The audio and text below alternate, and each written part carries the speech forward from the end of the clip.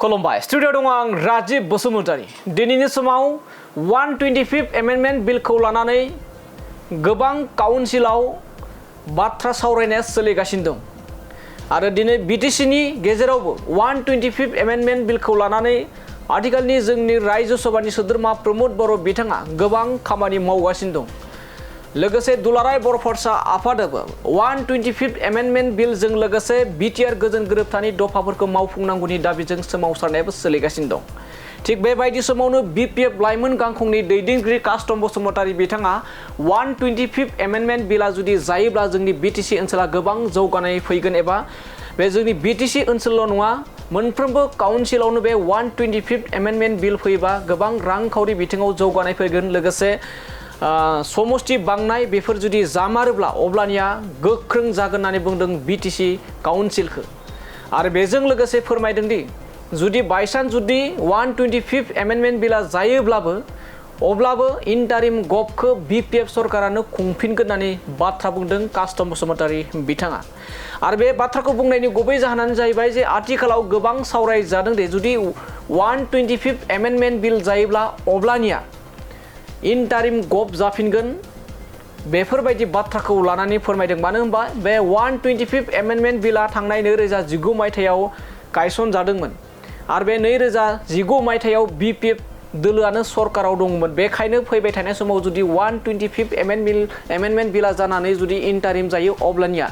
BPF दोलोआनो सरकार खुंफिनगोन होननानै बाथ्रा फोरमायदों लोगोसे 125th एमेन्डमेन्ट बिलखौ जुदि आथिखालनि जा UPPनि साथाम MPफोर दङ बिथांमोना जुदि थारैनो बेखौ कुइसन राइज खालामोबा अब्लानिया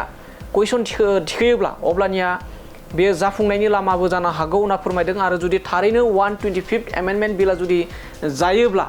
जोंनि बिटिसि ओनसोलनि थाखाय गोबां मोजां जागोन नाथाय सरकारखौ BPF दोलोआनो खुंफिनगोन होननानै बाथ्रा बुंदों कास्टम बसुमतारी बिथाङा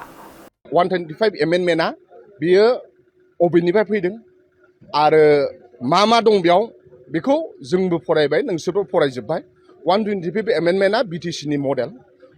कार्बि आंलं आरो डिमा हासाव बा नर्थ इस्टनि माखासे सिक्स सिडिउलफोरा कार्बि आंलंनि इलेक्सनखौ डिसिआसो खुङो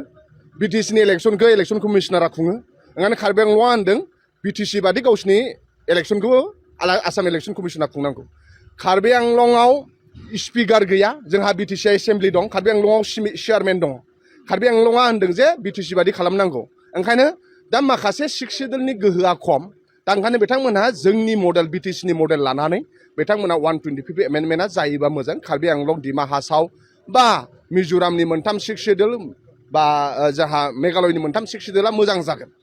जागोन जायोब्ला मोजां समष्टि बारायोब्ला मोजां बे 125th एमेन्डमेन्टआव कार्बि आंलंनि समष्टिखौ बारायनो होन्दों डिमा हासावनि समष्टिखौ बारायनो होन्दों मोजां बारायोब्ला बिटिसिआवबो समष्टिया बारायोब्ला मोजां मानोना जोंहा बांसिन समष्टि ओंखारोब्ला बांसिन एंगेज जागोन मर डेभेलप जागोन जों बेखौ लुबैयो बिटिसिनि चिफ साराबो बुंदों समष्टि बारायोब्ला मोजां जायो होननानै दा ओंखायनो जों वेलकाम 125th एमेन्डमेन्टआ जायोब्ला मोजां जायो पार्लियामेन्टआव कुइसन पुट खालाम आवगायहाय जोंहा BPFआ सानैल' MP थायोमोन नाथाय कुइसन राइज खालामब्ला 7 MP नांगौ दा UPPला 7 MP जानानै दं भाग्य मोजां दा बिसोर कुइसन राइज खालामनो हायो पार्लियामेन्टआव मसन लाबोनो हायो दा पार्लियामेन्टआव मसन लाबो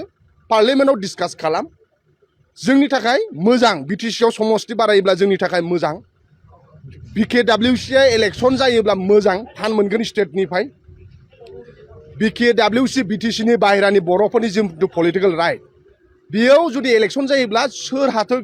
गाज्रि मोनगोन सबबो मोजां मोनगोन जाथों इलेक्सन जायोब्ला फान्ड थांगोन जों सापर्ट दङ BKWCआव इलेक्सन जाथों मोजां जागोन जोङो कार्बि आंलंनि बर'फ्रा ST जानांगौआ बे गोलाव डिमान्ड जाथों सबबो लुबैयो जाथों कार्बि आंलंनि बर'फ्रा डिप्राइभ जानानै दङ कार्बि आंलंनि बर'फ्रा सब साइडनिफ्राय डिप्राइभ जानानै दं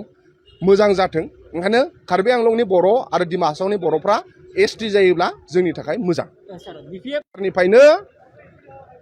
125th एमेन्डमेन्टआ प्रमोद बर'नि सरकारनि नङा 125th एमेन्डमेन्टआ 2019 सननि आरो 2019 सनाव गभर्नमेन्टआ सोर दंमोन बिटिसिआव गभर्नमेन्टआ 2019आव देलाय नोंसोर बुंलाय होमबा सोरनि समाव जानाय 125th एमेन्डमेन्टआ 2019आव बे रायजो सभायाव थांदों 125th एमेन्डमेन्ट बिला 2012आव कार्बि आंलंआव UPDS होननाय आरो डिमा हासाव दावगा होननाय आइजें लाग्रा आफादजों सुक्ति जानानै